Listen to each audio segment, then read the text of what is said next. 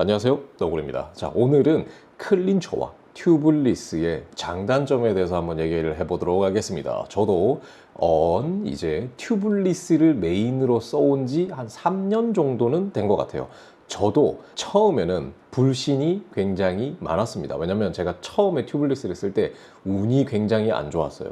라이딩 하는데 뭐 밸브 문제가 생겨서 바람도 빠지고, 갑자기 막 이만한 못이 박혀서 막 펑크도 나고, 또 뭐 세팅하는데 힘들어서 막 이게 뭐야 막 이런 거 생각들이 굉장히 많아서 초반에는 저도 튜블리스에 대한 굉장히 큰 불신, 불편함 이런 것들이 많았는데, 튜블리스를 쓰는 가장 큰 이유 딱 하나입니다. 불편한 거 굉장히 많아요. 클린처랑 비교해서 이 영상을 보시고 여러분들이 클린처가 편하다, 클린처가 훨씬 마음 편하다, 다 뭐 내 주변에 다 튜블리스 쓰다가 결국은 클린처 왔다 이렇게 말씀하시는 분들 굉장히 많을 걸로 알지만, 딱 하나는 절대 이거는 이길 수 없는 게 있습니다. 바로 펑크입니다. 펑크. 자, 클린처는 펑크 위험률이 높습니다. 근데 튜블리스는 펑크의 위험률이 매우 낮습니다. 낮다. 자, 왜 낮냐? 이거는 구조적인 문제 때문입니다. 제가 이 전 영상에도 말했지만 클린처는 튜브가 들어가요. 이 타이어를 감싸고 있는 안에 튜브가 들어가고, 튜블리스는 그냥 타이어 그 자체로만입니다. 자, 물론 펑크가 많이 나고 안 나고는 굉장히 이거는 주관적이고 환경적이고 많은 요소들이 있는 거는 사실이에요. 하지만 클린처를 탈 때 가장 많이 펑크가 나는 이유가 뭔가요? 튜브가 터지기 때문입니다. 거기다 가장 큰 이유가 뭐냐? 우리가 흔히 말하는 스네이크 바이크라는 게 있습니다. 스네이크 바이트라고 하나? 스네이크 바이트. 네, 뱀이 물었다고 해서. 자, 우리가 측면에서 이렇게 로드를 타고 가요. 바퀴가 이렇게 휠이 있죠. 자, 그리고 타이어가 있습니다. 근데 우리가 이런 홀 같은 걸 만나요. 턱 같은 걸. 그러면 요 턱에 요 바퀴가 팍 찍히는 거예요. 확대를 해서 그려보면 이게 땅이고, 이게 림이고, 이게 타이어예요. 자, 그러면 얘가 요거를 푹 찌르면 어떻게 될까요? 당연히 이렇게 푹 찌르겠죠, 이 땅이. 그러면 여기에 튜브가 씹혀가지고 거기가 펑크가 나는 겁니다. 펑크가 그냥, 그래서 요거를 확인하면 어떻게 되냐면 여기 뱀 이빨 자국처럼 되어 있어요. 왜 그렇냐? 림이 단면으로 보면 이렇게 생겼죠? 근데 여기에 타이어가 꾹 압착이 되면서 여기에 튜브가 꽉 차 있죠? 그러니까 여기가 찍혀서 여기에 스네이크 바이트가 생기는 겁니다. 그래서 펑크가 나요. 이게 근데 이 로드라는 게 튜브가 굉장히 약해서 생각보다 굉장히 펑크가 자주 납니다. 튜블리스를 쓰는 가장 큰 이유는 무엇보다 펑크에 대한 겁니다. 튜브가 없기 때문에 그 스네이크 바이트는 일단 기본적으로 생기지가 않아요. 튜브가 터진다는 튜브가 없는데 어떻게 튜브가 터져요? 그래서 튜브가 터지는 일이 기본적으로 없습니다. 그리고 이 타이어, 기본적인 튜브가 아닌 우리가 사용하는 타이어의 단면을 보면 이렇게 생겨 있죠.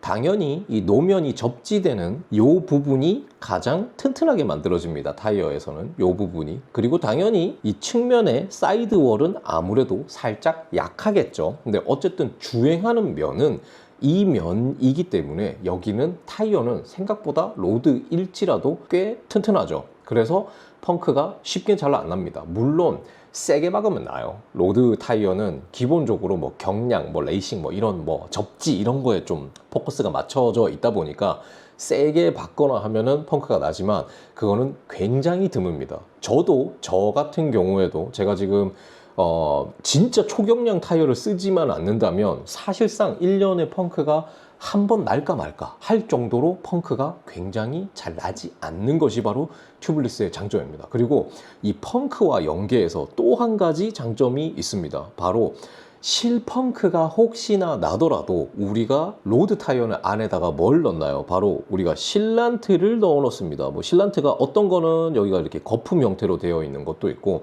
어떤 거는 어쨌든 액체 상태로 되어 있다라는 거죠. 자, 이거를 간단하게 그려보면 타이어가 이렇게 크죠? 그러면 여기에 살짝 펑크가 나더라도 이 실란트가 여기에 그거를 막아주는 거예요. 실란트가 이제 고무 같은 거예요. 그거를 이제 평소에는 물처럼 되어 있다가 펑크가 나서 외부 산소와 이런 걸 뭐 이렇게 만나면 거기를 이제 고무처럼 굳어서 막아주는 역할을 해주는 거잖아요.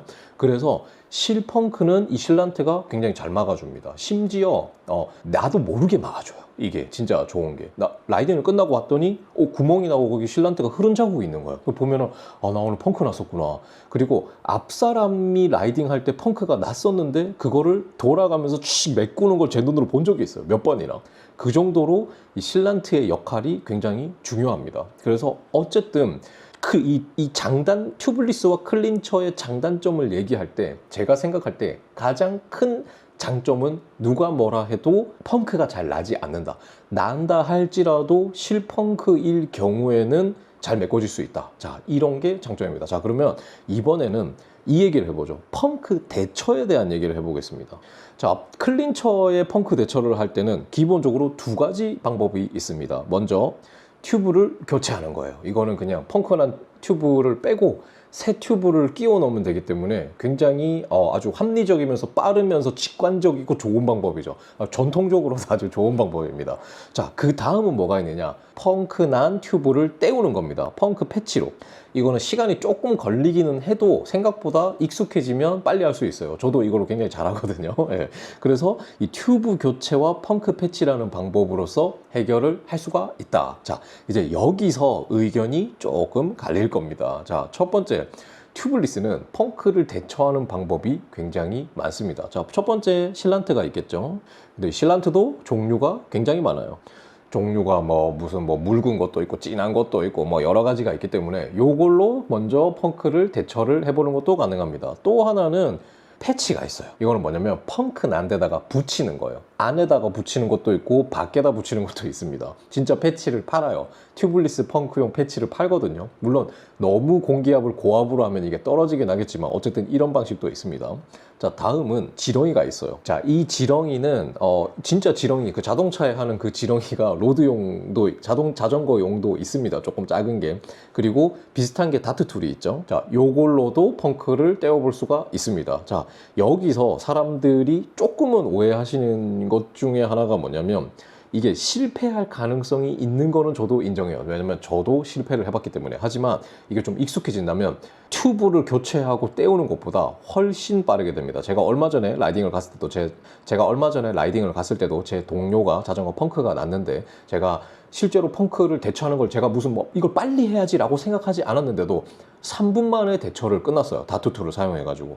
그만큼 굉장히 빨리 대처를 생각보다 할 수가 있습니다.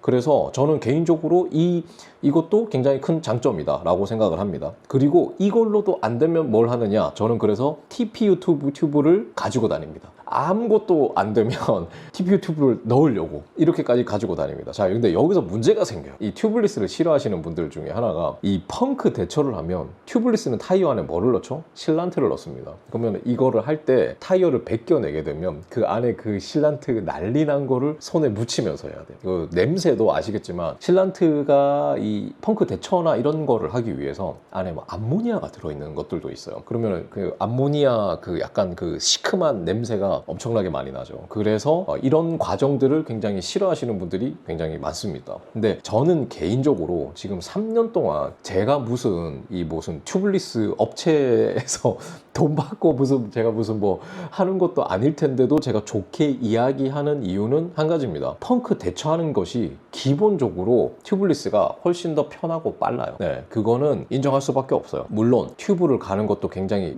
빠르게 할 수 있는 거 저도 압니다. 저도 클린처를 제가 로드 자전거를 2014년부터 그래도 타고 펑크 지금까지 난 거 다 합치면 제가 이제 수십 번 펑크 나고 그거보다 더 많이 제가 다른 사람 펑크 도와준 거 다 합치면 진짜 거짓말 좀 보태서 100번을 해줬는데 클린처보다 튜블리스가 펑크 대처하고 하는 게 솔직히 말씀드려서 훨씬 더 편합니다. 빠르고. 네, 그거는 부정할 수가 없어요. 그래서 이 펑크 대처에 대한 부분도 괜찮다라고 생각은 합니다. 물론 클린처가 더 편한데 라고 생각하신다면 그게 맞아요. 왜냐면 아까도 말씀드렸듯이 이게 실란트 했는데도 또 안 되고 패치 붙였는데 패치 떨어지고 지렁이 꼽았는데 지렁이 잘못돼가지고 지렁이 뽑히고 이러면 진짜 그러면 빡치는 거죠. 진짜 화나는 거죠. 그러면 나 튜블리스 씨 안 해 이렇게 또 돼버리는 거거든요. 예. 그래서 펑크 대처에는 이런 장단점이 있다라고 말씀드릴 수 있을 것 같아요. 그리고 튜블리스에 진짜 단점이 하나 있습니다. 저는 요거를 그냥 민감도라고 칭하고 싶어요. 민감도. 왜 그러냐면 튜블리스는 뭐 이렇게 민감한지 모르겠어요, 진짜. 진짜 무슨 20살 여자친구 같아요, 진짜. 물론 제가 20살 때 만났던 여자친구가 그렇게 민감했는지 아닌지는 모르겠지만은 어쨌든 뭐 이렇게 민감해. 클린처는 그냥 딱 타이어 딱 꼽고 공기 빡 넣고 그러면 빵 소리 나면서 비드 탁 결착되고 오케이 됐다 끝난 거예요. 그럼 뭐 더 이상 문제 생길 게 없어. 뭐 그냥 그게 끝이에요. 그냥 그냥 클린처는 민감도에서 사실상 민감한 게 없어. 사실상 뭐 클린처가 민감하다 뭐 그거는 뭐 TPU 쓰거나 이런 경우에는 좀 그런 게 있겠지만 저는 TPU도 안 썼고 라텍스도 안 썼기 때문에 그냥 사실 뭐 그런 게 없어요. 근데 튜블리스는 뭐 이렇게 민감한 게 많아요. 자, 이거는 진짜 리스트가 끝도 없어요. 자, 첫 번째 타이어를 가려. 튜블리스는 튜블리스 타이어를 써야 되죠.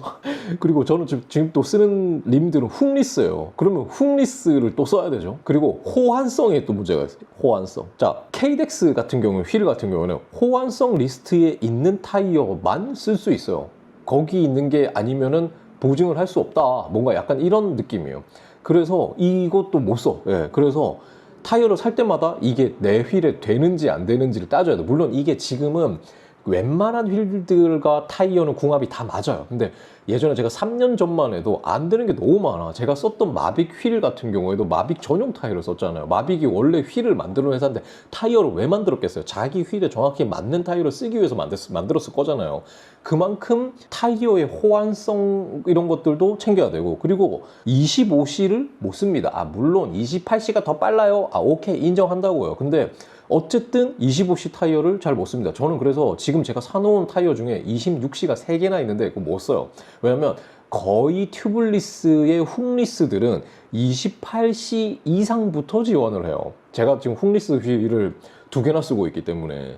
자, 그래서 타이어 이 뎁스 이 폭마저도 또 가립니다. 이것도 문제가 있어요. 다음 설치할 때 제가 얼마 전에 제가 한 달 전인가 영상을 올렸었죠. 타이어 설치하는데 설치 안 돼가지고 미쳐가지고 제가 돌아버릴 뻔했던 거. 그래서 제가 샵에까지 가가지고 결국 그거로 타이어를 설치를 했는데, 샵에서는 장비나 이런 노하우나 전문가가 하시니까 그냥 뚝딱 하고 하시잖아요. 집에서 내가 그 고생을 했는데 이런 거에서 빡칩니다. 설치할 때 타이어의 기밀성이 확보가 안 되면 펌프질로는 어림도 없고요. 제가 가지고 있는 에어탱크로도 어림도 없고요. 샵에 있는 그 고압으로 하는 컴프레셔로 팍 하는 거를 쏴줘야 들어갈 정도가 된다라는 거예요. 자, 그리고 설치를 할 때 또 실란처도 넣어줘야 되고, 이게 설치할 때 진짜 난이도가 클린처와 비교해서 그냥 아예 그냥 이거는 그냥 넘사입니다. 넘사. 아예 비교할 수가 없어요. 이거는 설치 난이도가. 자, 그리고 설치할 때 타이어만 문제가 되느냐? 림테이프에서 문제 많이 생기죠. 이거는 그냥 아무 문제 없이 잘 타고 다녔는데 갑자기 바람이 새. 조금 새는 거예요. 조금씩. 그래서 좀 이상한데 그래서 샵에 가져왔더니 림테이프에 바람이 샌대요. 1년도 안 됐는데. 자, 그리고 또 어디서 세요? 밸브에서 문제가 굉장히 많이 생깁니다. 왜냐면 밸브는 림 테이프를 뚫고 들어가야 돼. 밸브가. 그래서 거기에 칼집을 내고 그 송곳 같은 걸 찔러서 거기다가 이렇게 밸브를 꼽아 넣는 방식이거든요. 이렇게. 그럼 여기가 기밀성이 확보가 안 되면 어떻게 되겠습니까? 잘 안 되겠죠. 그래서 밸브도 제품들이 굉장히 많아요. 그래서 이것도 탄다라는 겁니다. 자, 그 다음에 또 문제가 공기압도 민감합니다.